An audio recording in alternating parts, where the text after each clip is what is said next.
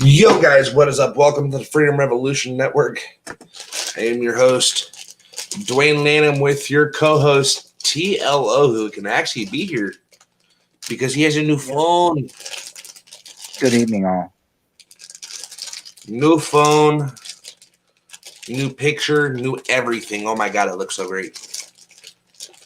For all of you that even don't, the old picture here looks better with the new phone. But I've noticed that with a lot of my stuff, like it went through my Google Photos and it digitized a bunch of shit. it will do that on the newer phones. Yes, it does. But do you know what? Here's the thing, too. Sorry, guys. I'm supposed to be quitting smoking today, but my fucking atomizer, my tank won't quit leaking, so it's gummy bears right now. Good evening, Pam. Welcome. Good evening, Pam. Welcome to the show. I'm back for a second night in a fucking row.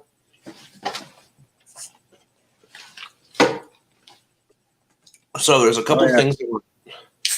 This is so much better. Right. There's a couple things I want to talk about tonight. One, what the fuck is wrong with 2020 and what the fuck is wrong with 2021 if the fucking Browns are going into playoffs on Sunday against the Steelers? Again. Yeah, and it's gonna be a good game too. Yeah. That too. You know, not as crazy as it was last night, Pam. I don't need to be losing more game cells. I'm kind of in the mild mood this weekend. So yeah, TLO's having a rough week. Yeah, I've had a rough week leading up to the death of my phone, my old phone, and the procurement of this new LG Velvet. So pretty much top of the line. Very nice model. Very sleek. I like it. Yeah, don't mind me, guys. I just fucking spilled a whole thing of gummy bears. Yeah, Dwayne is feeling a little situationally handicapped at the moment. You never fucking lied about that one. I never do. Dude, everything was going so well until I decided to stop fucking smoking cigarettes. Wrong. A lot of people have that assumption, and a lot of people in life feel that way. I know quite a few smokers coming from an older generation. If you go back further, it seems you'll find more smokers or more ex-smokers. Yes, thank you, Pam. It is nice to have a new phone. Very nice indeed. Yeah, baby steps. That's correct. But a lot of people that I've talked to have attested to how, I don't know, some of it is coordinational. A lot of people find they get a little bit more clumsy or accident prone, they feel, when they stop smoking cigarettes. Some people just get really more so lethargic. Just they feel like really blue because they miss that nicotine. They miss that buzz, because it does give you a little buzz. You know, I smoke cigars, so I catch one every now and then, but I haven't. I myself smoked a cigarette since 2003. Also, the same year I quit eating McDonald's. So, Pam, I am. But for all of you that want to know where my gummy worms or gummy butterflies are sitting at now, right there. Yes, easy access. I'm a little irritated because now I got to eat them all tonight, and I did not want to. I wanted to save them for tomorrow, but I no longer have a back. You don't have any like Ziploc or anything? Nope. So I'm gonna be sitting here munching on gummy bears forever long around here. Well, I'm sure you being a man of COD, he'll probably stay up most of the rest of the evening off broadcast. Nope. As soon as we're off this broadcast, my ass is going to fucking bed. Oh, now that's That's somewhat of a surprise. Well, hold on. When you take 300 milligrams of these motherfuckers every night, they knock your ass out.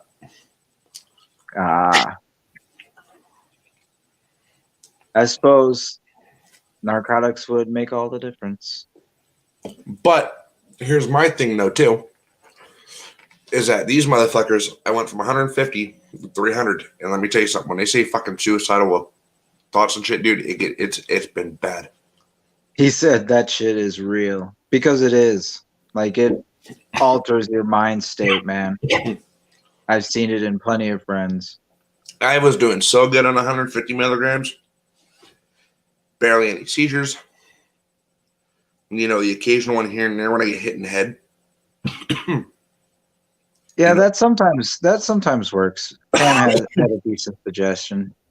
Get a bowl and a lid. The only problem with that is like finding the appropriate bowl and lid combination, especially with sometimes either a hodgepodge or different settings. So I'm just gonna eat them.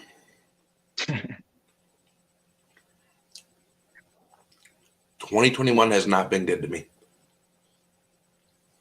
Yeah, I was having this conversation with quite a few folks, actually, given my position or my profession, I should say, being a desk attendant supervisor at a condominium. I get a bit of interaction with quite a variety, varied backgrounds, cultures, and whatnot. It's kind of interesting given the neighborhood that the condo is in. Not necessarily a bad neighborhood, but definitely on the higher end. But there's quite a diverse group that's staying there. The place has been around for as long as I have, so 40 plus years. 42. I think we're off by 7 months, I do believe. They started construction 6 months after I was born, which is in January. So they built the first tower and then they connected it up with the midsection and had it complete by the time I was 1. So approximately the same timeline and history in the neighborhood, because it's only 6 or 7 blocks away from where I was conceived, born, raised until I was 9, and then returned on my first apartment back to the neighborhood, the same 2-block radius, and remained a resident there for the next 14 years. So quite a history with the neighborhood. And mixed group, we had a lot of discussions about what's going on, whether or not 2021 is actually going to go anywhere positive. I told people up front, I had a feeling before 2020 was coming to, or 2019 was coming to an end, and it was going into 2020. I had a feeling back then. I was like, this next year, it's gonna suck. I just had a feeling, and I'm sorry to say, but I have that feeling once again. Well, we're all having that feeling at this point, bud. Well, that's exactly it. Is most people are kind of in agreement that they're trying to find little glimmers of hope here and there, and definitely there are some facets of the future that do look bright, but at the present moment, we still have a lot of shit to get through before we get to any sort of daylight. That's if there is any more daylight. Oh, I believe it's possible, but it really depends on the outcome of quite a few integral parts. Yeah, the presidency is one of them. Yes, absolutely. That is one of them. The pandemic is another. To be honest, the economy, which I believe has been thoroughly gutted beyond the point of contestation. I agree. Yeah, I believe a lot of people do not realize how bad it really is. Because right now, say, if anybody out there follows any sort of sci-fi or even any sort of like military background, if you consider a ship. So right now we are basically running at a skeleton crew, and we've got like 2 or 3 Yamato battleships off our freaking bow, and they are about ready to blast us. That's basically what position we're in right now. Like, either we're going to bowl through and be able to sideswipe the one and have it caught in the crossfire of the other. Trust me, I've taken some, historical Navy tactic plotting shit. But anyways, yeah, either we do that. I forgot what the maneuver actually is, but it is an actual maneuver. Otherwise, we're going to find ourselves just lit. Yeah, just lit. It is going to be game over. It is. And it's not me being a doomsayer, as I got into a online tussle with some sort of, I don't know, it could have been a bot, but he sounded too unintelligent to be a bot. Like, this guy was just ignorant as all hell.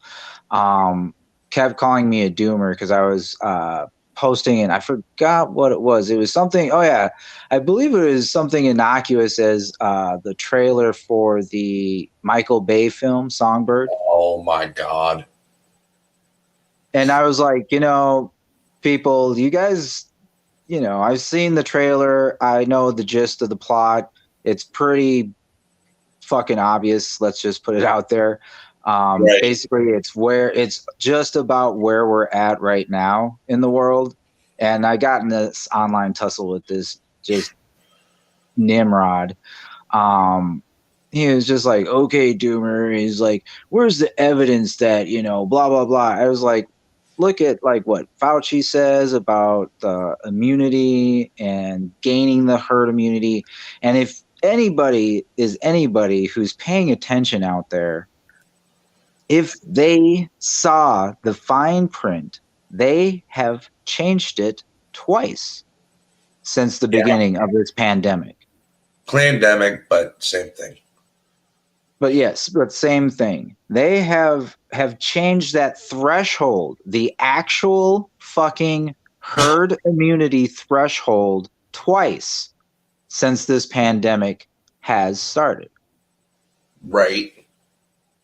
So that right there should be a pretty good indication that something is amiss. You know what? And my friend down here, TLO, that popped in is in one of the world's, what was the world's most biggest epicenter for the virus. Is that Pammy you're referring to? Yeah. New York City. Oh, yeah. No, definitely. Well, not the city in New York, but state. Oh, yeah. No, it's still not only the city itself, but the state has suffered greatly from the outbreak. I'm not sure what factors.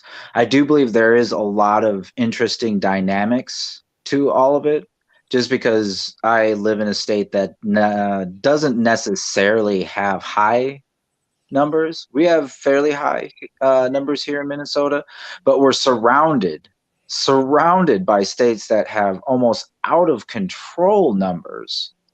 I mean, Wisconsin and South Dakota alone, I believe, account for almost 18% of like the total infected rates of the United States.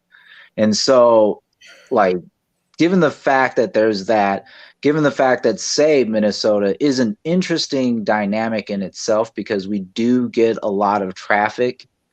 It is like a hub state to the Dakotas, to Iowa, to Wisconsin.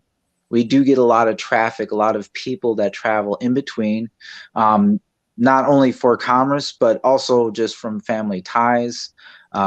People's children grow up and they go off to college, and usually it's at one of the universities in Minnesota, just because they're let's just face it, they're up there. They're not, Ivy League by any standards, but they definitely have a top rate, top notch science program. Definitely the medical U of M medical school is out up there as well, and so you have a lot of basically state expatriates moving to Minnesota via the colleges. And so you have a lot of that traffic back and forth between the families. And so it's remarkable to me that our numbers have remained pretty low, comparatively speaking, to our neighbors and, say, the rest of the nation. Right.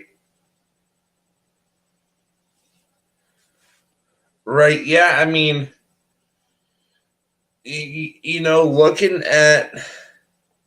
looking at the virus, looking at the way that it just spread wiped, the United States. Yes. Like wildfire. I was gonna say more than a wildfire, like a fucking nuke. To be honest, it kind of did.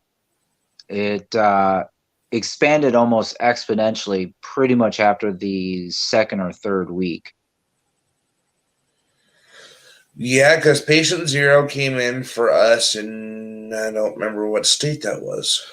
Well, see, and that's another issue, is now they're finding evidence that we don't truly know where patient zero came from. That's why they're actually having issues, obviously not just with the Chinese government, but also with the fact that the leads are just so varied, and some of them are cold. And I know somebody who says she attests to having said COVID in late October. Yeah. Here in the United States in late October.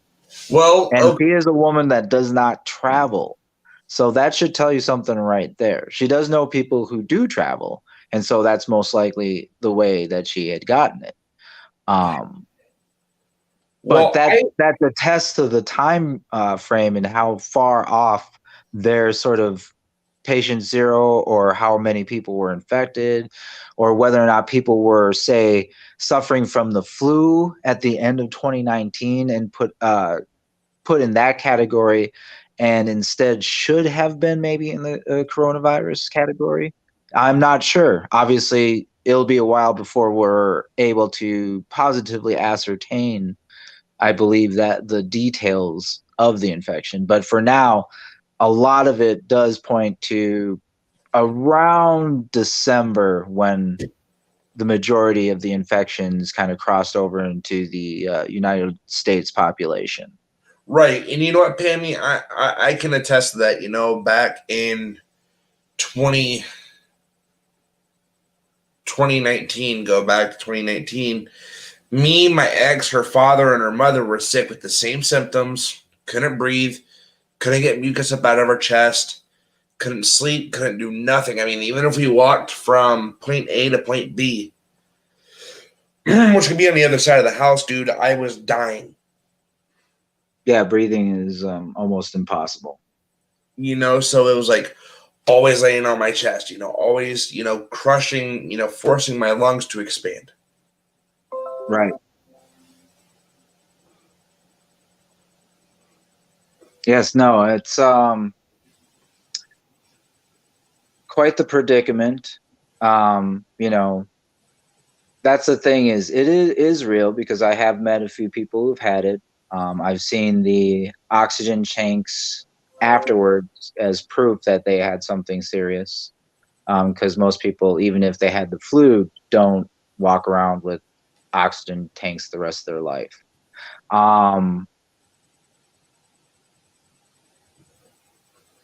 It's definitely a major factor in what's going to happen.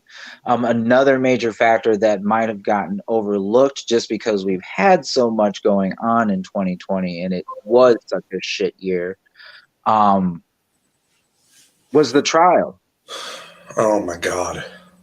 Most people have forgotten about that. And that's why, if anybody who has paid attention to the trial for the ex-officers in the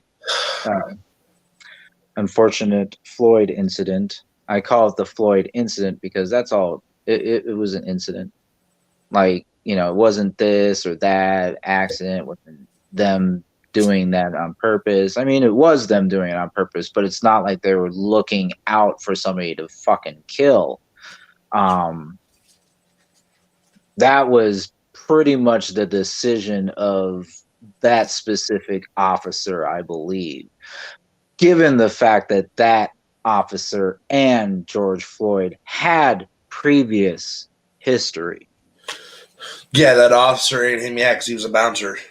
Correct. They were both bouncers at the same nightclub, and both already had not so great interactions. So, I don't make any assumptions. And yes, I live in Minneapolis, and I lived in the 3rd precinct, so I know there are some cops that are absolute a-holes. They are, and they are out there to wreck people.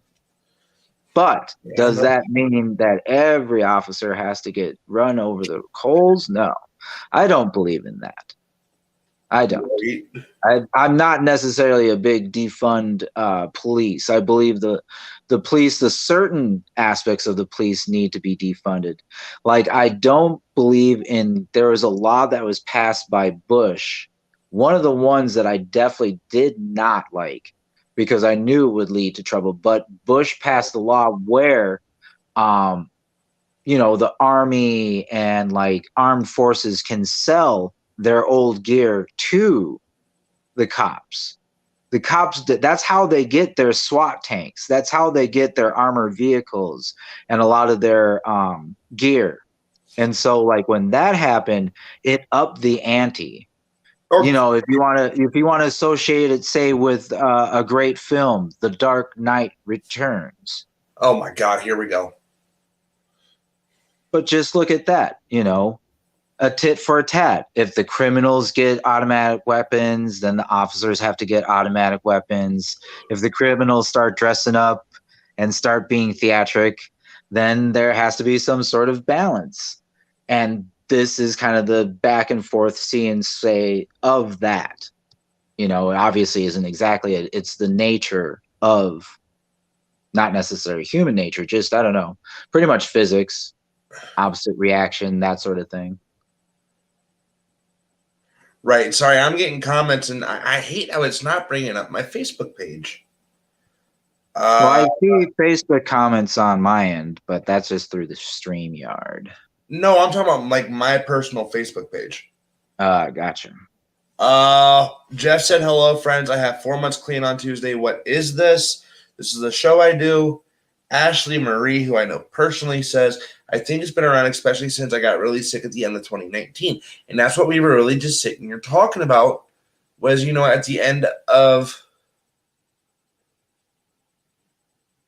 2019, we all got sick. And Pammy, I will address that question. Well, yeah, we'll both address that because it's a good point. Yeah, you make a good point, but I digress. Yeah, continue. Like when I got sick, dude, it was like couldn't breathe, I couldn't swallow food. It was just holding down liquids without automatically going to the bathroom and having to pee because my body's just now dehydrating and I was just processing all the dirty shit that's coming out. Or finally was able to start holding down broth about a week later. Then I was able to hold down, like chicken noodle soup. Then I was able to, it was a process to build back up to that hard food. Now, this is the comment that I am going to address. I don't believe the police should be involved in mental health calls. They have a separate agency of cops trained just for that, which doesn't involve guns. I don't know how many will agree, but that's just how I feel. Okay, start off. Watch this. So this is my experience with this. A lot of police officers are not trained in crisis intervention training.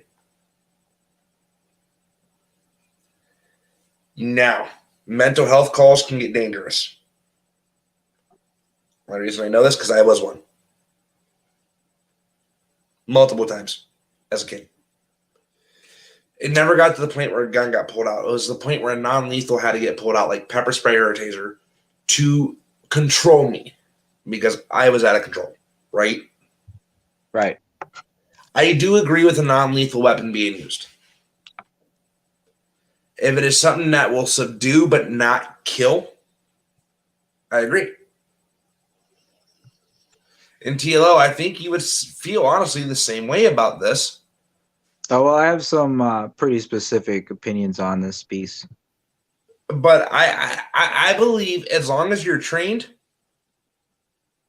the only time a gun should be brought out in a mental health call is if that subject has a gun and a hostage.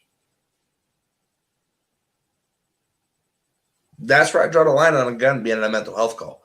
I mean, they should have it on their person, but it should never be a primary tool in bringing that person out of it. Right. See, Pammy agrees. Pepper spray or a taser, or just getting bum rush fucking tackled. That works. Having 6 motherfuckers on top of you.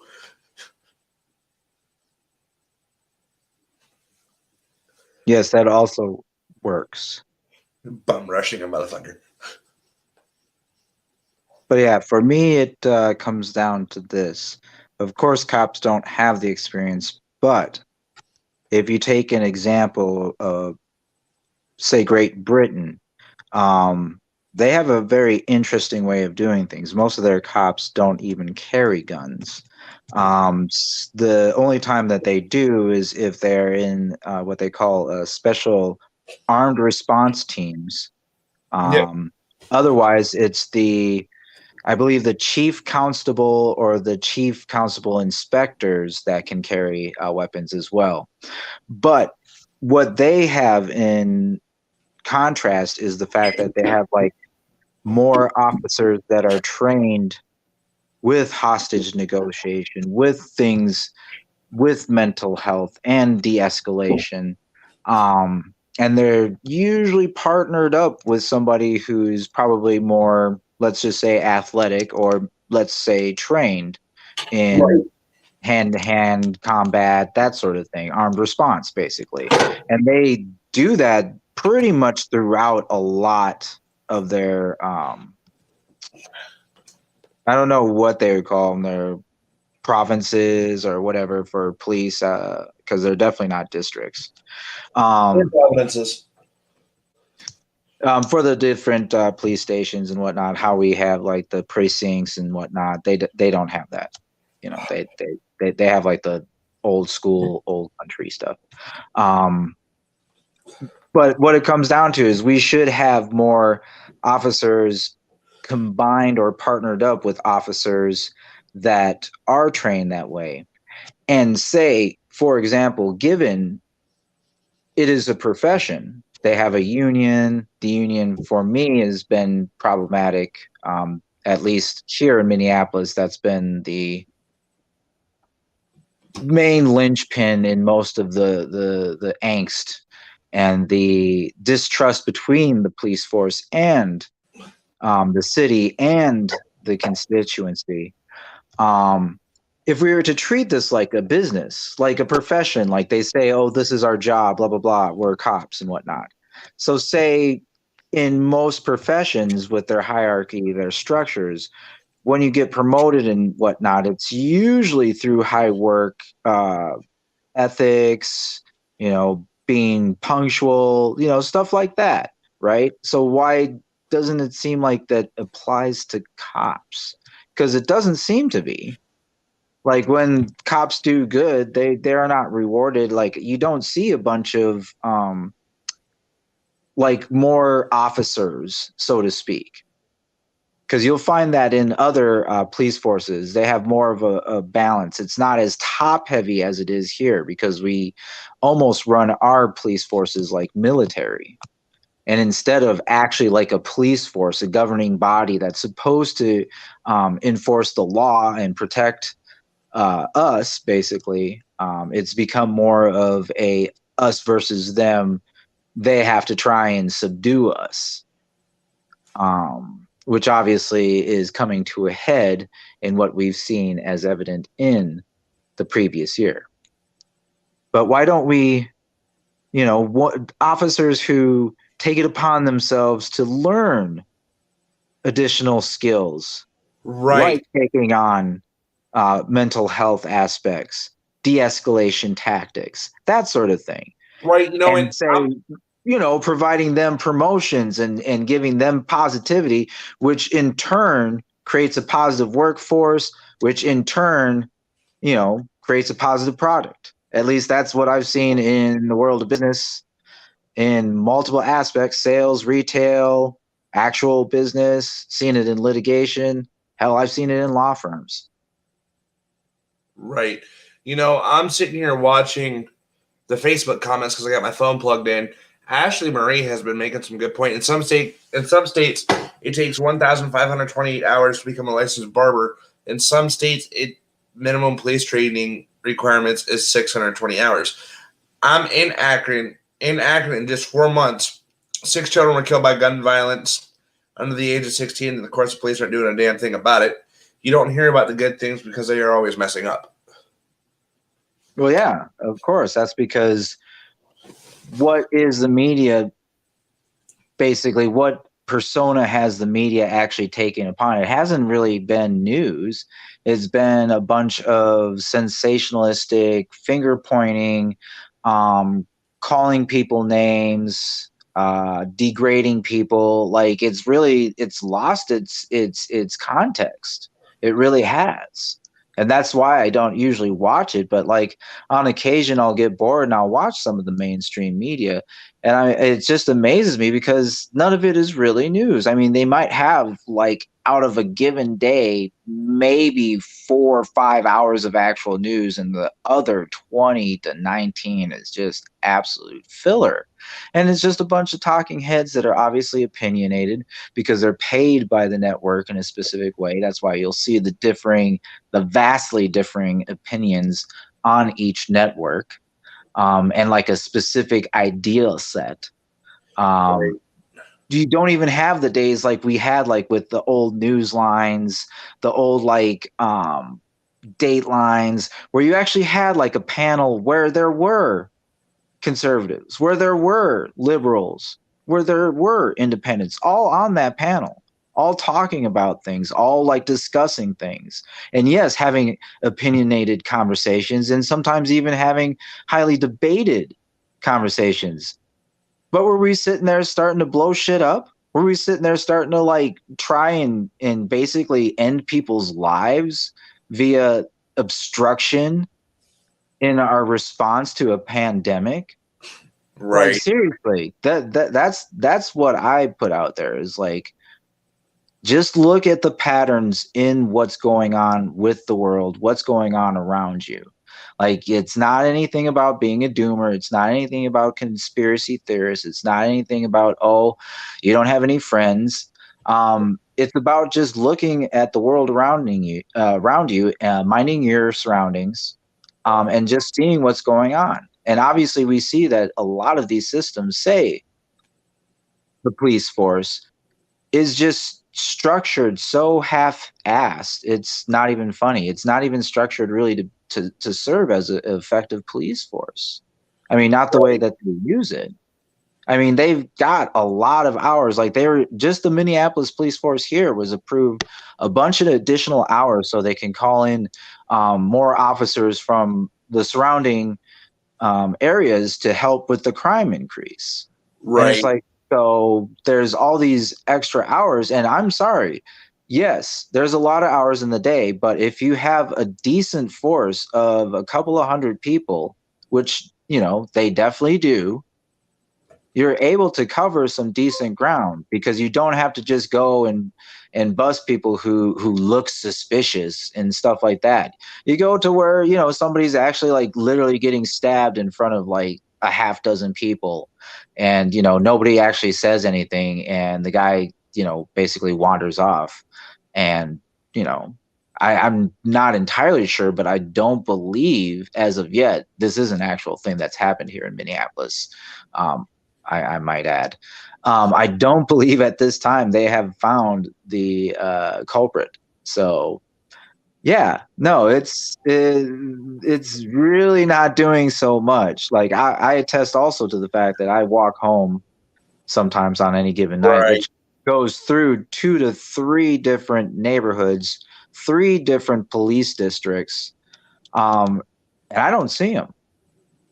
And I walk right down like main streets. I walk right in the middle of everything. It's not like I'm hiding. I've found in my 40 plus years on this planet, in a lot of ways, it's almost just to be out in the open as it is being stealthy. Stealthy is good. Stealthy is good for like stealth missions, obviously, or if you need to get somewhere and you need to get somewhere fast without being harassed. At least that's what I've come to learn, as I said, growing up in the third precinct. So not only was I watching my ass from gangs, um, You're also watching. jealous, yeah, exactly. Watching my ass from jealous pimps, watching my ass from crazy cops, some very bigoted cops at that time. We have to take into the fact I was young in the 90s, just after the LA riots, and that there was like another one of those, as I say, incidents where it triggered a change. And not necessarily, obviously, not necessarily a change in the actual structure or enforcement. Well, definitely enforcement, but in how they enforced, how police enforced, or, were providing a service to us, which they're supposed to be because we fucking pay them. Um, how that skewed so vastly after that fact. Like I remember my mother in the 80s, and I was young, in my tens and earlier, and her telling me that just because of the color of my skin, there's going to be people out after me. And unfortunately, including the people that are, you know, I'm supposed to believe in or supposed to trust, i.e., the police force. And she said, don't just necessarily trust them, because it's not necessarily going to be the case. And so she kind of forewarned me. And then growing up, I saw a lot of it in the 90s after the fact, because late 80s, you could see it. You could see it. It was like seething, but it definitely wasn't like out there. But then the riots happened, and then after that, oh, you could see a difference. Oh, you could see a difference. It basically was almost like the switch where it became the us versus them, as opposed to them protecting and serving, or at least in some adjacent capacity. No, I can see that. I can. It's like nobody should have to fear law enforcement. That's exactly correct. Nobody should have to fear law enforcement unless you're somebody who is a true villain, and I seriously, I don't, a lot of crimes I think should be, I wouldn't say necessarily decriminalized, but I definitely think that we should reevaluate a lot of laws, because a lot of laws, especially if we actually look at a lot of laws, still laws on the books are somewhat skewed in a very, let's just say, historically biased way. And so I think the first thing what we really need to do, and the true fire that we need to do to light an actual change, is to light a fire under our Congress people, under our Senate. I agree with that. Tell them what we really want is them to restructure that, because them restructuring our laws as far as like who gets busted for what, and reevaluating them, I think would save a lot of cost. Because first off, we spend so much on our prison systems, people.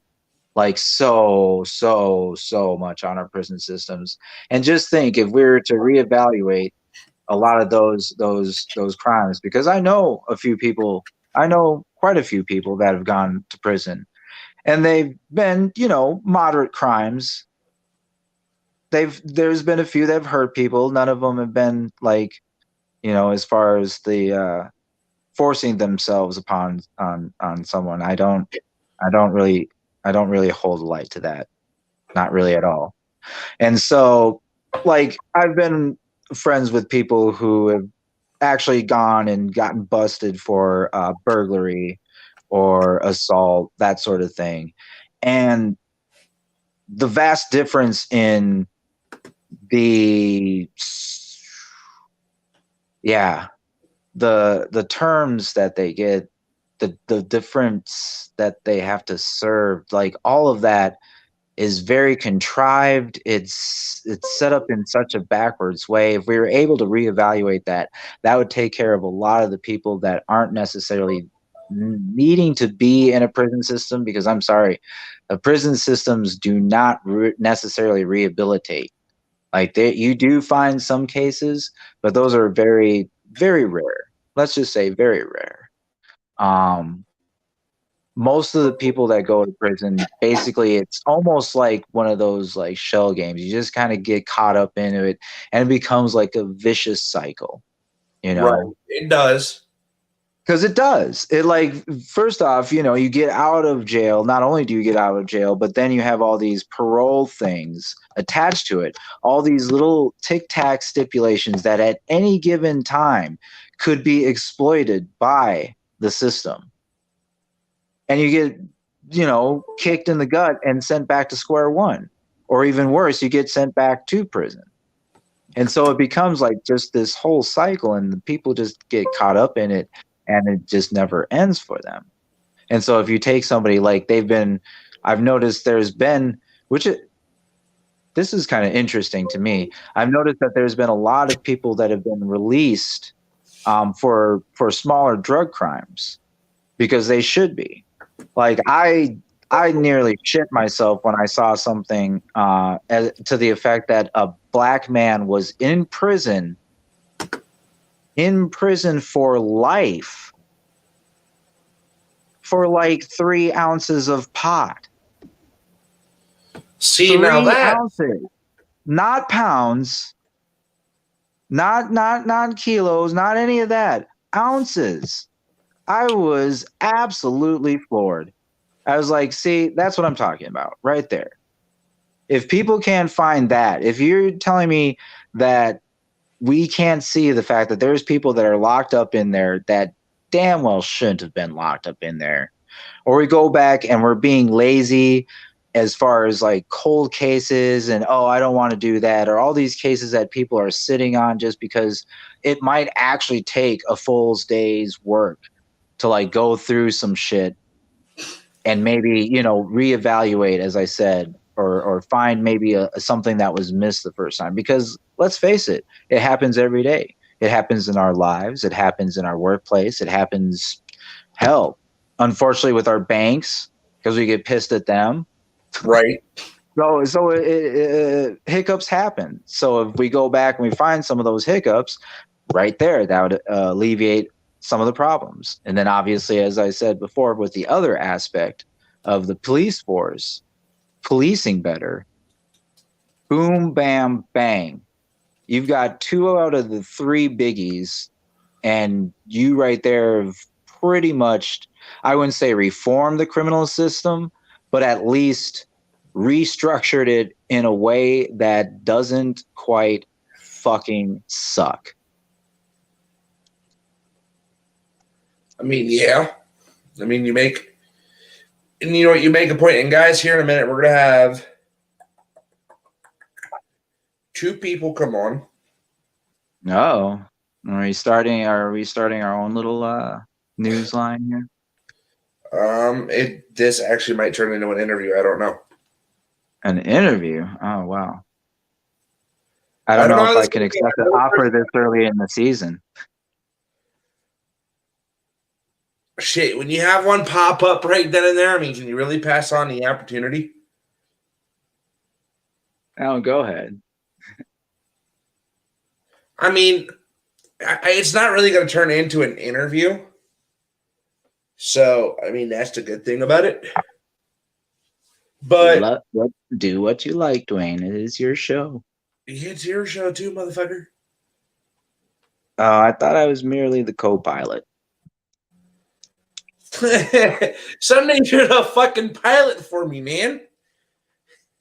Well, that's just when you're handling shit. Just because life hands us shit, so you have to deal with it. Life hands us shit, and you know what? And the person I'm bringing on, is someone I've been involved with protests in. Not that person you're thinking of, TLO. I'm not thinking about anybody. I don't make assumptions about people's lives.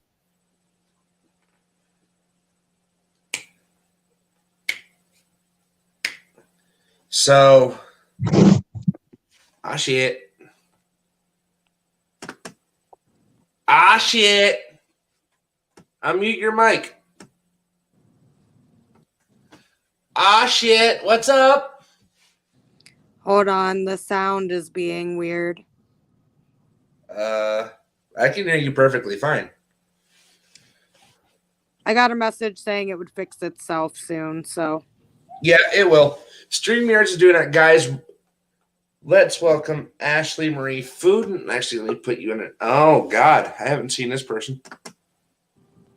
How's it going? So, what is up, guys? We have John. I can't pronounce your last name.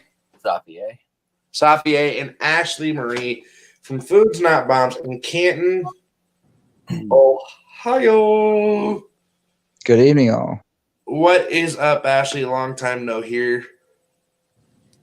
Hold on, guys. The sound's still acting up. I might have to exit and come back in. That's fine. I don't know why it's doing that tonight. Oh, okay, it's done. I can hear you now. All right. Let's go.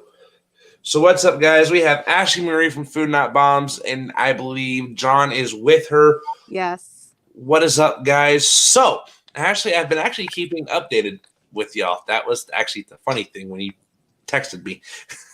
Ah. I do keep my tabs on my people. Y'all don't think you can, and I know where you guys are at every fucking night too. Yep, and we just changed location. To where? We are now at the Bubbles and Bleach on 12th Street, 1127 12th Street in Canton, outside the laundromat. What, up there by the fairgrounds? Right down the street from Mercy. Oh, if you guys aren't in that bad of an area. So, okay. So Ashley, I know you were kind of talking in the comments about what we were talking about on the whole law enforcement issue. And John, if you want to, you can pitch in on this as well. Because this is something that we've been having an issue with for a while, but became more prominent during the George Floyd situation. Which is TLO. You still with me? Of course I am. So we had this. It became more prominent to light. After I forget. I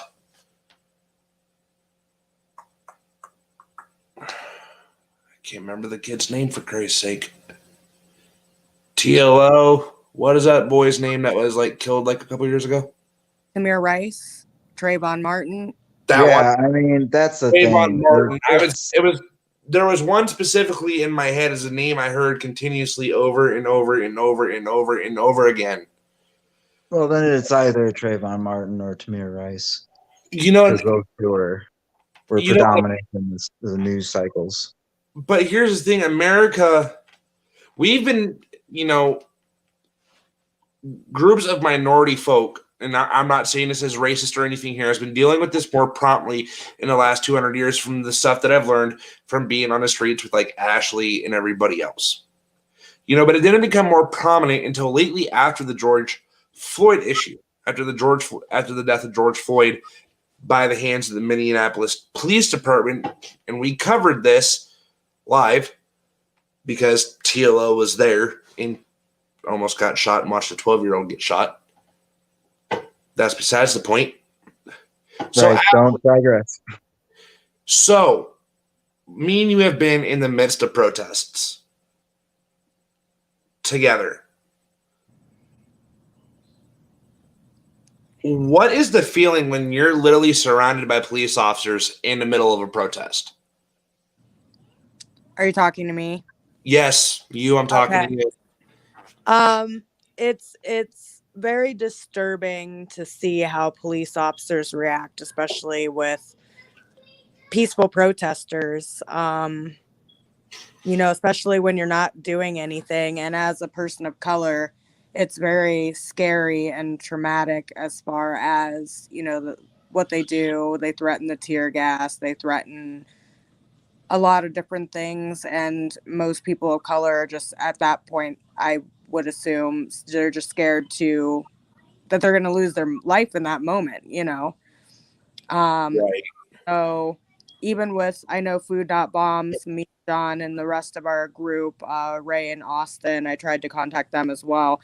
But we go to the places that need the food the most, and it's a way of protesting as well. Like, why is the government spending so much money on war when they could be providing for their people? The poverty rates in the area are skyrocketing. Like, why are we spending so much money on unnecessary things when people should be helping the community, especially the police? Police are a big thing. We even had a couple police officers come up to us and ask us what we were doing multiple times, since we've been serving too. And it's like, we're giving out free food. And they're like, oh, I think you need a permit. I'm like, no, we don't, because it's free. So you can move on now.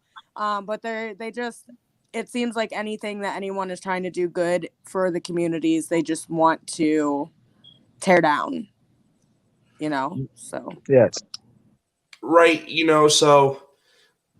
John, No. do you have anything to say on that? Yeah. I was just getting ready to go to you next.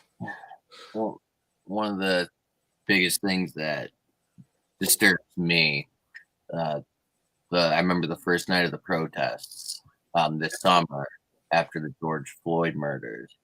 My band and I went downtown, and the cops had tanks. This is the city of Canton. Yep. Why? Exactly what I'm saying. Exactly what I said. Swear or no swearing? Dude, Yeah, you can swear. This is a free speech network. You can say whatever the hell you want to say. Why the fuck does Canton need a goddamn tank? It makes no sense. Exactly. All cities in Ohio, what I mean? I was down there in Canton that night. Is the night that we all got ordered to disperse when they brought in the sheriff's department and the regional SWAT unit, from around Stark County. Now, both of you are from the Canton area, so you know where I'm going to talk about here in a minute. You know where the skating rink's at, right there in the middle of Tusk. Yeah, the little ice rink thing. Yeah, by the courthouse. Yeah. Ashley, you don't have to keep yourself muted. You can stay unmuted. I just don't want my background noise, my, kids and stuff. No, you're good. I'm literally standing right there, not involved, getting ready to start live streaming the protests, because I was covering them as I could, which is what I do here, is cover live events, not trying to get into the mix of the event, to where something would happen and get injured, but also to where I can cover other people's asses as well, with live footage. Got sprayed and tear gassed by the rink, and there was only 3 of us standing there. And let's not mention, we should mention all of the times that we were out protesting and multiple people got ran over in our protest and the cops did absolutely nothing. Yeah, I don't want to talk about getting hit with a car again. Dwayne being one of those people. Yeah, Dwayne being one of those people. There was an increase of that. I heard something silly as a few states out there were even considering some sort of legislature of if you block like freeways or an interstate, then they can like legally hit you or something stupid. And I was like, oh Lord, here we go. Well, Yeah, it got so bad here to the point of where even when we stayed on the sidewalks and then we had cars like in the furthest lane closest to the sidewalks so that, Yeah. we'd be protected in case somebody, tried to do something stupid. They started lining up behind us and ticketing all of our cars so that not even cars could follow us, even though we were on the sidewalks. Right. Jackson, I know exactly what fucking event you're talking about. Jackson and downtown after Jackson. Yep. In Canton, and it was to the point where they wouldn't even let cars go beside us, and they weren't blocking the whole streets. They were blocking one lane. There was obviously another lane that you could go in. Yes, and there is that's out there, and given the different cities, there's different responses and different levels of response, and we've seen that across the nation. Obviously, certain areas in the West Coast have seen a significant increase in clashes between protesters who are there legally, and most of the time these police forces basically just come in like storm busters and deem them a legal assembly, and then they can go in and use all these dispersal items, as they like to say, technical terms. But we've seen different levels of that. The one thing I will point out is it's interesting that if you look at a couple of the places, though, that are, I wouldn't say integral, but have already had, say, the spotlight on them, i.e. Atlanta, i.e. Minneapolis, where you had incidents, you don't see as forcible of a response by the police force as you would any other place. Because let me tell you, we've had a few protests where they've gone right down the interstate and shut it completely down. And the cops will just hang back and just wait them out and eventually kind of push them through after a while. But there's not any true conflict like you see in other places, and definitely not to the degree that you see it. And so it's kind of interesting. I'm not sure if it's because lightning is struck here once, or if it's just because they know the eyes of the world are watching now. Well, you know what, and I'm going to take it back. I will. Ashley, I saw your message. I will. I'm just trying to stay on topic for a minute.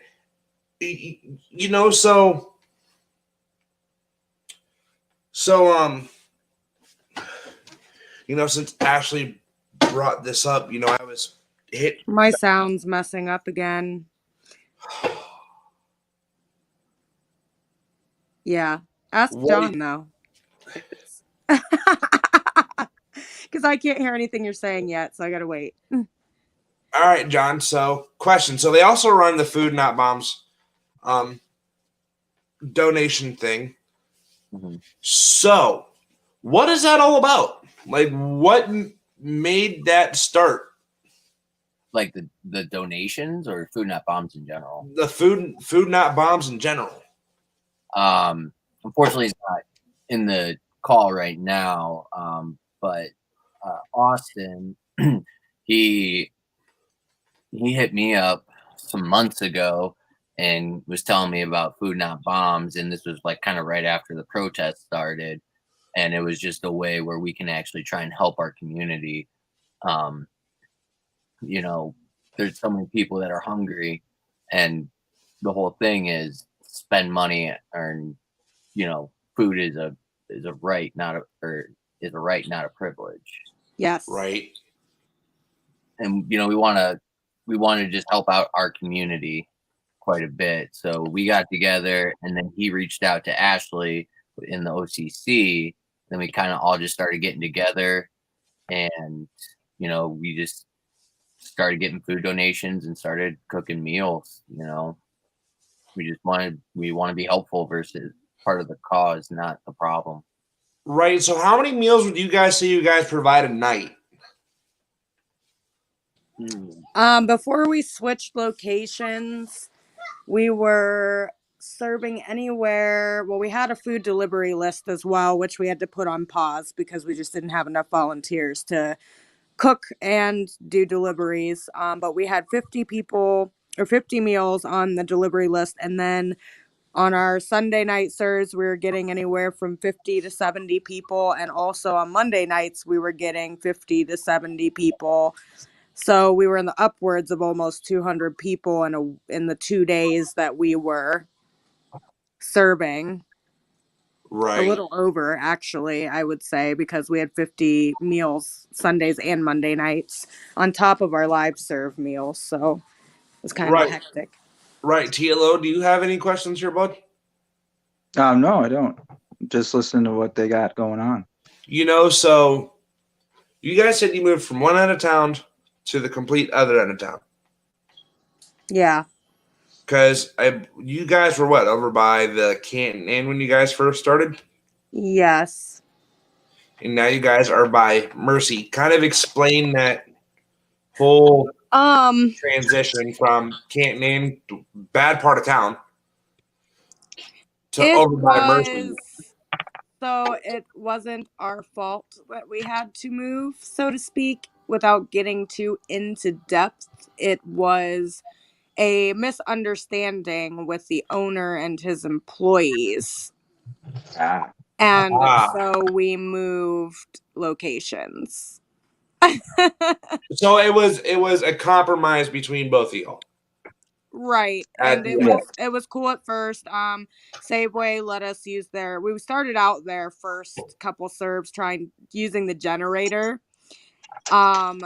And running our power off of that. And then the owner was like, hey, you can use our power. So we were like, cool. So they let us run an extension cord to their power and use the power there. And we were set up outside the front. And we had a lot of regulars for that now come to see us at the new location even. So we're not super far from where we were. The Canton Inn to the Circle K on the corner of Fulton and 12th. We're right across from the Circle K on Fulton and 12th. So it's not, that far, about a mile away from there. Right. Can you guys see the comment that popped up on the screen? Is this like Meals on Wheels? No. I mean, I guess it kind of was for the meal delivery part of it when we were doing meal deliveries. We would make pretty much the same meals as we did at the live serves, and we would package them, and one of our drivers would just go deliver them to individuals on their doorsteps. And then for the live serves, you just come up, we pre-package everything for you. We have tons of safety precautions, gloves, masks, Purell, and we put everything in to-go containers so that you can just take it to go.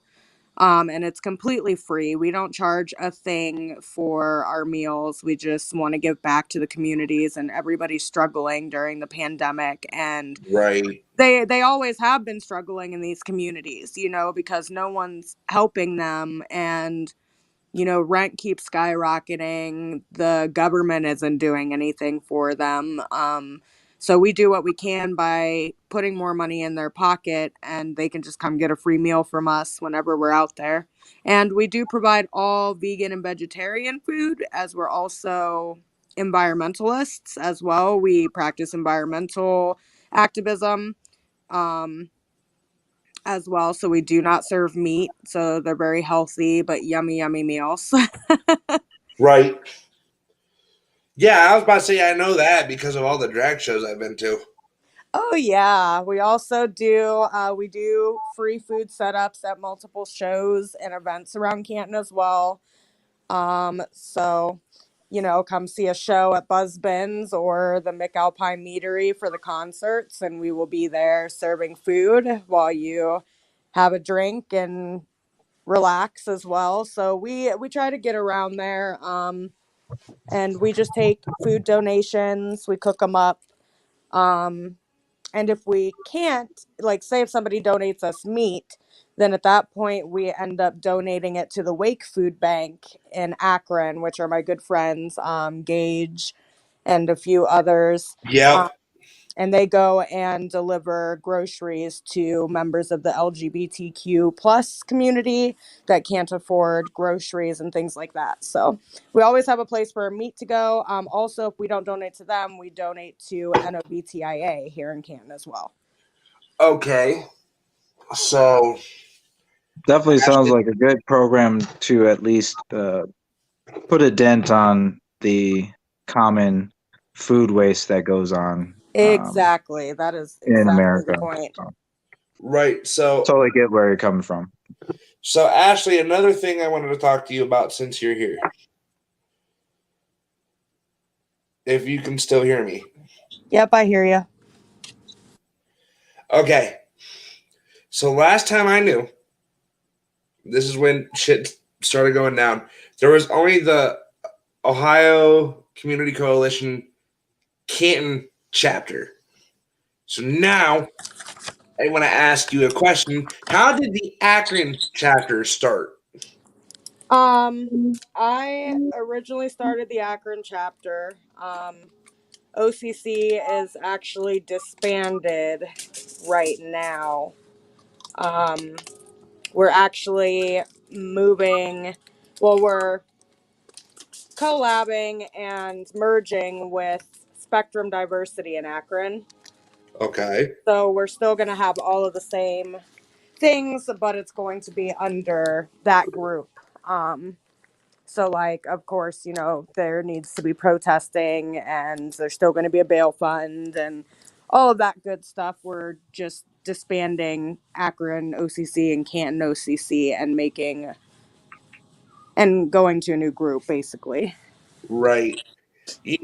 So that was my question because I haven't heard of any protests or anything as of late.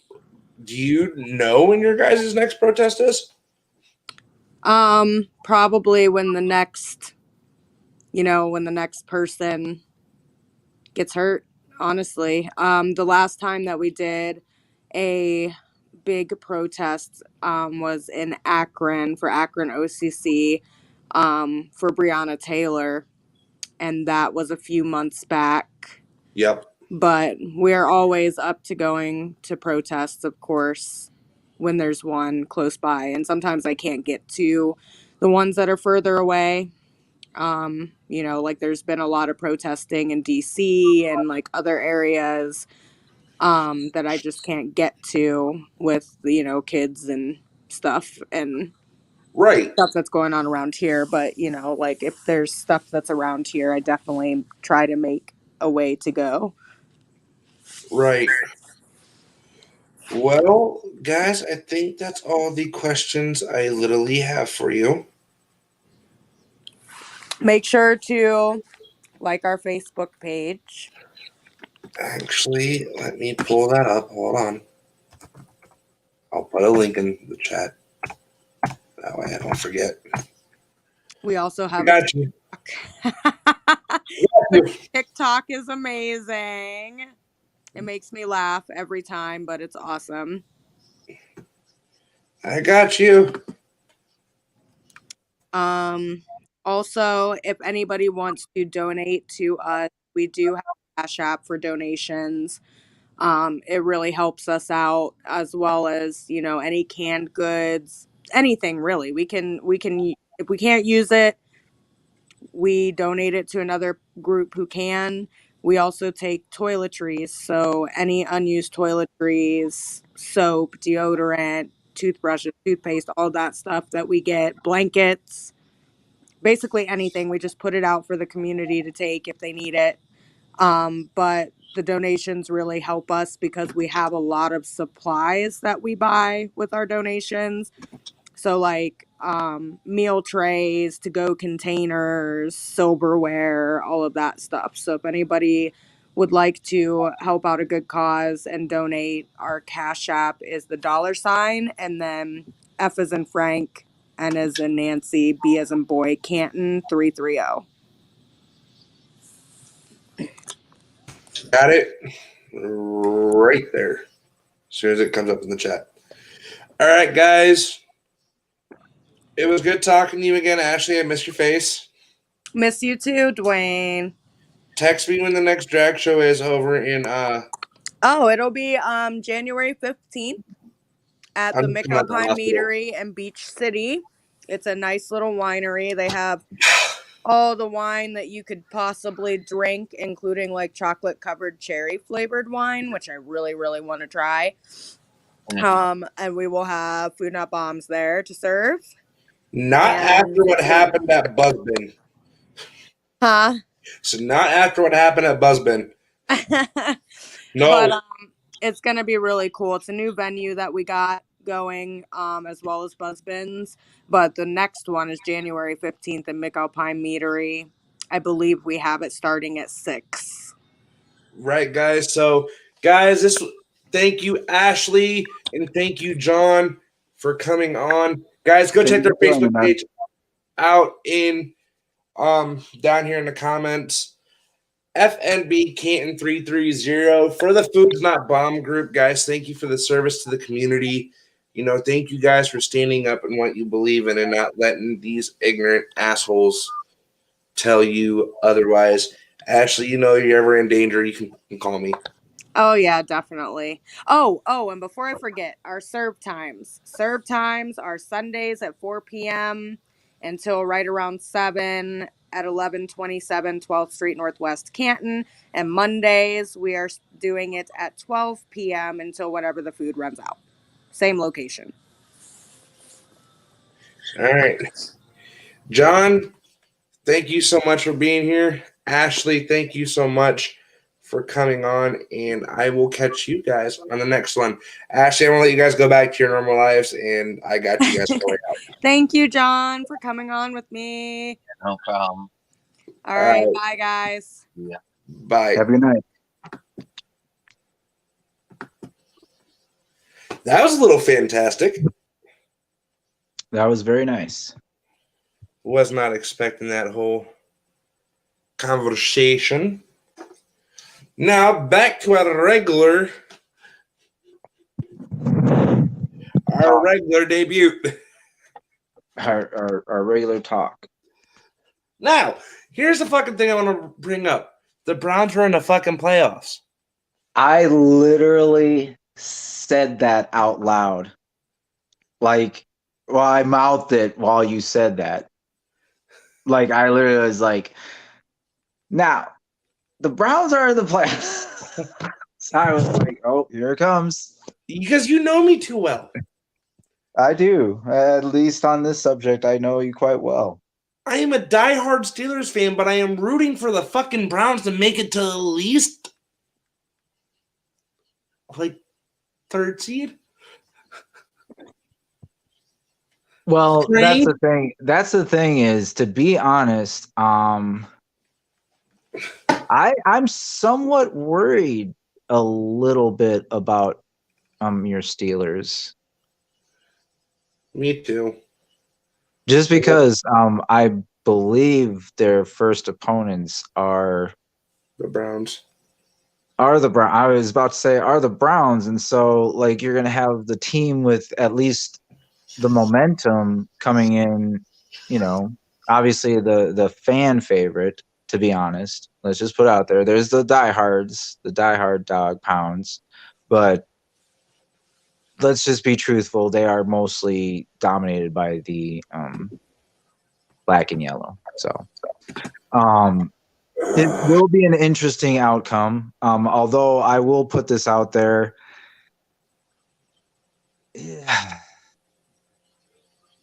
I fear for your safety. Just because I have a feeling that whoever wins may succumb to the Bills.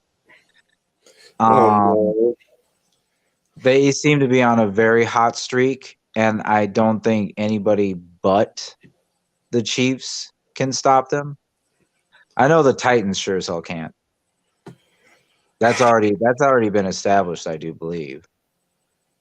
Look what the Titans did tonight. Well, no, yeah, but look at everybody's score. I mean, granted, nobody as far as defense really showed up for either side of the Vikings-Lions, but still, it was, a 60 plus point game in combination. So it's not like the teams weren't doing what they were supposed to. It's like a lot of scores were like that, Dwayne. Like the Ravens score. How much did they whoop that ass by? I think That was like at 3 least points. a 30. Wasn't it almost a 30-point game? It was almost a 30-point game. Yeah, 38-8, I do believe, or something to that silliness regards against the Cincinnati Bengals, I do believe. And if So, yeah, Cincinnati would have won their fucking game the other day, they would have been in the fucking playoffs. What? Yeah, no, I know. But that's what happens to a lot of teams, and they succumb to their own I'm short-sightedness. so confused. The Bengals have barely won a game. No, I know, but there's a lot of weird structure, and then they added the extra game or whatever. And to be honest, I actually kind of like this structure. I kind of like it. It kind of streamlines things. And then you also get a bigger slate of football, which is always enjoyable. I mean, obviously, every Sunday you go for like the maximum, and that's why you have fucking early shows or pre-game shows that start at like, what, 8 a.m.?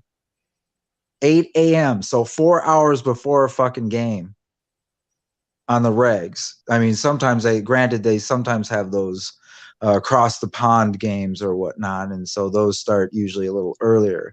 But like they try and cram as much football as they possibly can. So having it structured like this, where you actually add another team, which always adds a different dynamic, and then adding the different way they have the playoffs now, might actually get people re-interested in the NFL, because a lot of folks did drop off, especially in the recent years, whether it be for the perceived protests by certain players, whether it be just the mundaneness of the given champions, the prolific ones at worst, up until of late, because obviously the Patriots aren't going to do shit this year.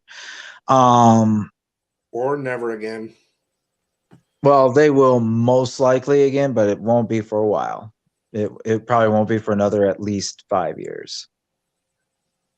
But if Belichick is there, he does have a great mindset.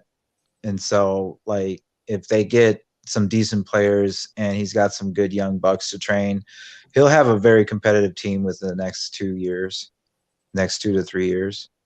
I mean, they haven't fallen completely off because they do still have some talent.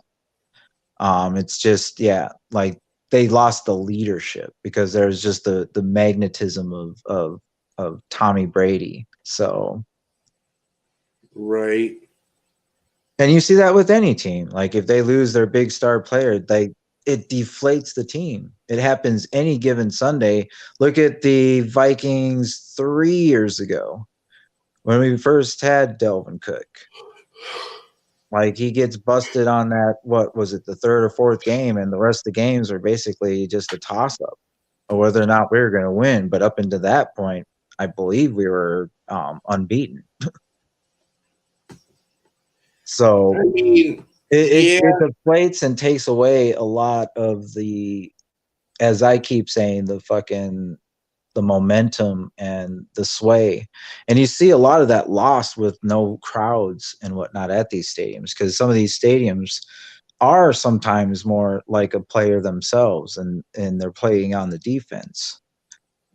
Because, if you're in a loud-ass stadium, I'm sorry, like those guys on the field, if everybody in almost 60, 70,000 packed are screaming pretty much obscenities and all sort of awfuls directed almost at one person, one individual, usually the opposing quarterback, like that energy, I'm sorry, I've been to quite a few games, that energy is almost like a weapon. Right.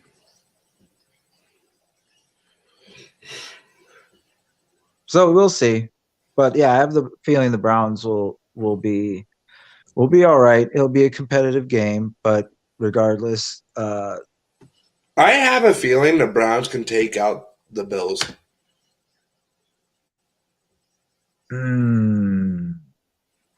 It was an interesting game when they played, I believe.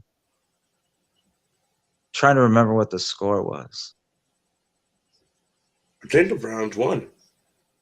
I think they did, but it was a fairly competitive score, like a 32-28 or something like that. See, here's the thing. I think because so watch this.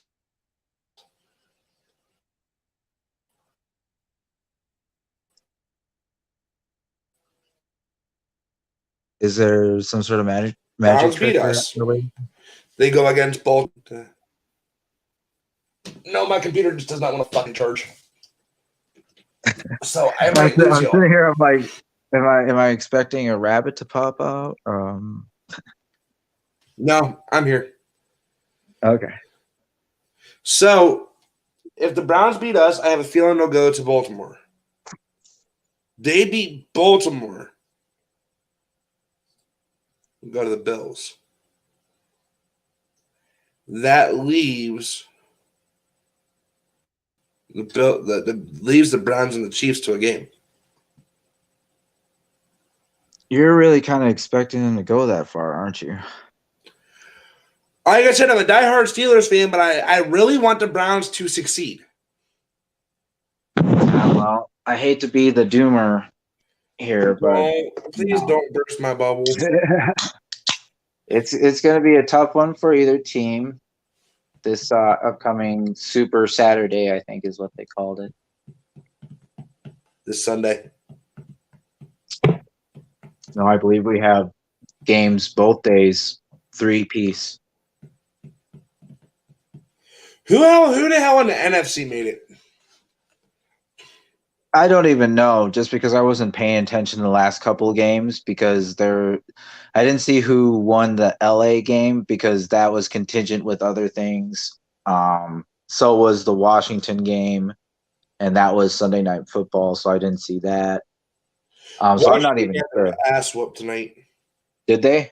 By Philly. Well, then I think that means the Giant. No, not the Giant. Yeah. The Giants are in as the NFC East champions. So,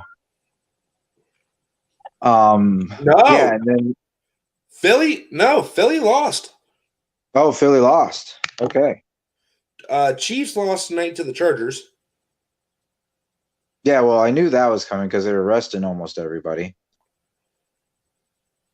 Broncos lost by 1. Packers won by like 20. Yeah, that one was kind of ridiculous. I stopped watching that after like the first quarter. Saints beat the Panthers 33-7. Yeah, see, there was another lopsided score. Colts beat the Jaguars 28-14. That's not lopsided. That was going to happen. Titans beat the Texans 41-38. Oh, the Texans are garbage. I mean, they are absolute garbage. I don't give a shit. I also think Deshaun Watson is overrated. The Seahawks beat the 49ers 26-23. Yeah, and you always got to watch out for that Mr. Russell because he's always a bitch, especially when it's in the playoffs. I know. So they'll be a tough team in the playoffs. It'll come down to the Seahawks, the Saints, the Pack, the Bucks, and the Bucks. Those 4. Like everybody else is basically somewhat filler. Oh my God, the Vikings won the night. Yeah, that's what I was saying. Is like even though both teams are kind of garbage, both teams scored quite a few points. All right, I'm gonna go look at the playoff standings. But yeah, I believe depending on who won the Rams game, that dictates whether or not the Bears or somebody else get in.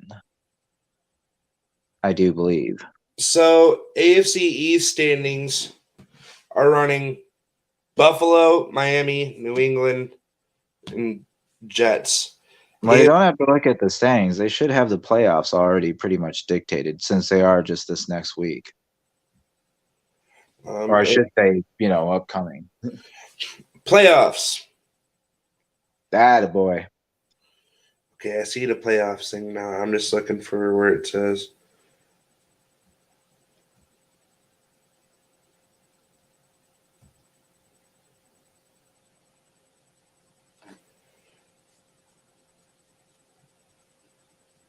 It's not giving me the standings. Why are you giving me the standings? Asshole. Oh man. Yeah, no, that's unfortunate. Okay. I would try, but I'm sure my phone would make me disappear, and so it's high tech, but I don't think it's that high tech. Ooh, now wait a minute. I can go to week. I can go. I can go to Studio. the wild card round. Hold on. Wild card round. Here we go. Saturday we have the Colts of the Bills. Oh, that's gonna be a fucking game. I think the Bills are going to lay waste to the Colts. Rams versus the Seahawks. Buccaneers versus Washington. Brady might go to the Super Bowl this year. Bucker. I don't think he's going to go to the Super Bowl. It's going to be the Ravens. It's supposed to be the Bucks at Washington. Ravens versus Titans. That's going to be a good game. It's the Washington. No, the Washington football team is not going to beat the Bucks. Are you serious? I said might. Now, the Ravens-Titans game is going to be a good game because they both have the same record with the same kind of looking stats right now. Well, no, that'll be a decent game. It'll be a competitive game. It's not going to be super high scoring. It'll probably be more like a 28-24 affair. Now, they're not giving me the actual playoff berth, playoff bracket. I find that interesting. I wonder that must be contingent. Who's playing tomorrow? I didn't think there was anybody playing tomorrow. I thought we played all the games. We all play the Colts, Bills, Rams, Seahawks, Bucks, Washington. No name. That's my new nickname for him is No Name. Ravens, Titans, and Bears and Saints all play on Saturday. 1:05 is the Colts game. 4:40. Now remember, this is all Eastern time, so for you guys, it'll be an hour behind me. Rams, Seahawks is 4:40. Saturday, the Bucks is 8:15. Ravens is Sunday, 1:05. The Bears game is 4:40 on Sunday, and the Steelers game is at 8:15 at home. Yeah, that's an interesting spread. And I'm sure it's all over all different networks too, huh? Yeah. What is the playoff picture? Playoff picture. Oh, now you fucking have it, you stupid. Yeah, he's like, oh wait, now there it is. Because I was about to say they usually by this point have it pretty much set. All the teams going in for the AFC: Chiefs, Bills, coming in at number 1, the Chiefs. Number 2, Bills. Number 3, Steelers. Number 4, Titans. Number 5, Ravens. Number 6, Browns. Number 7, Colts. The NFC spot: Packers, Saints, Seahawks, Washington, Bucks, Ram, and the Bears.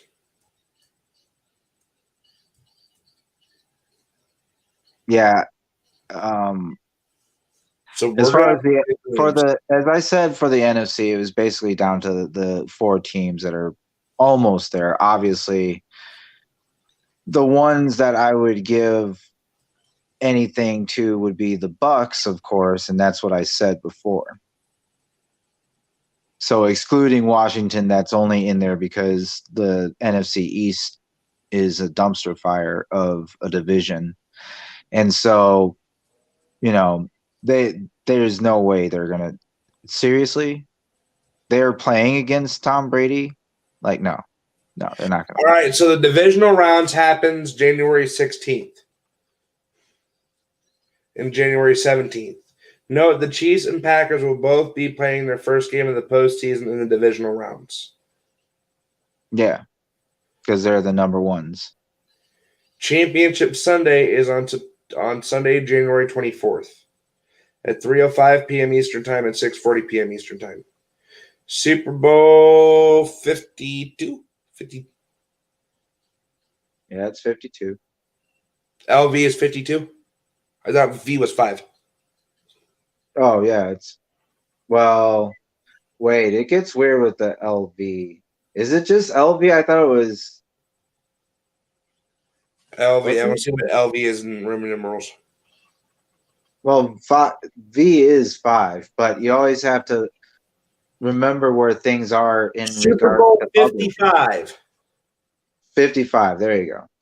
All right. So yeah, but you always have to remember with the different ones whether an I is before, or I believe there is something with the L's if they're before something where it changes. It's weird. Like if you actually like look through it, it gets a little complicated. So Super Bowl 55 is being played in the same day it would always be played in, Yeah. February 7th. Well, that's still even a week further because it's usually the 1st February. The It's first February like Sunday. 3rd. Yeah, usually around the 3rd, the 4th, I believe. I think the last time it was anywhere close to this was February 5th. And that was what, 6, 7 years ago, I think? Yeah, because this coming year was played on February 3rd. Yeah, exactly.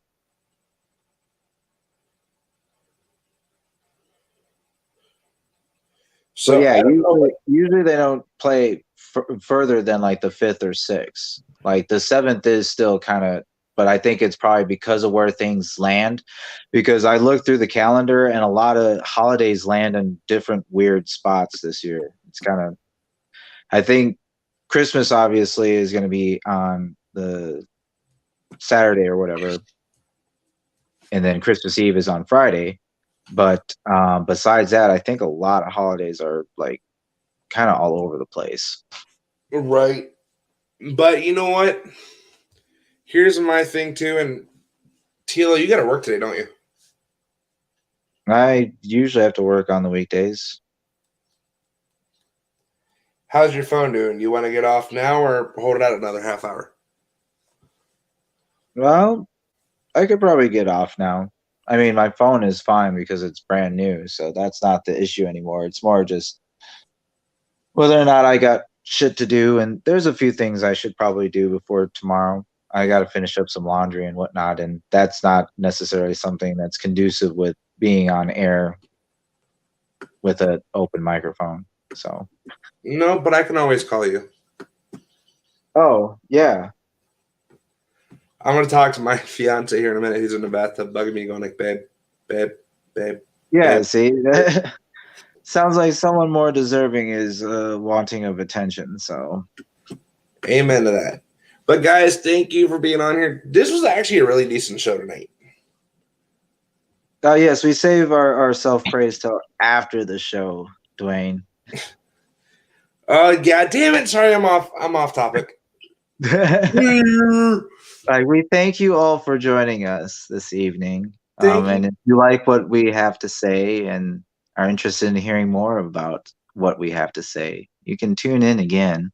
And we also have other programs that say their own things in various manners. Dwayne, you can take it away.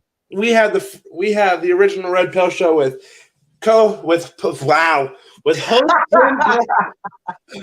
host Tim Parsons and me as his co-host.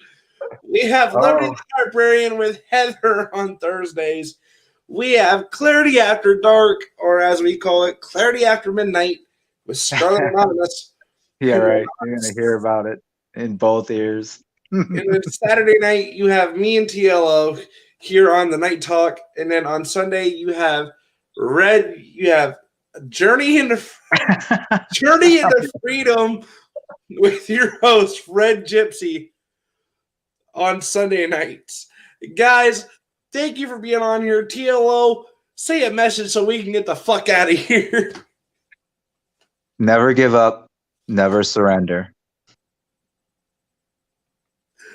Guys, thank you for joining the Freedom Revolution Network tonight. From the seas to the sky in a great country made by God. Good night, universe. And I'm out of this bitch.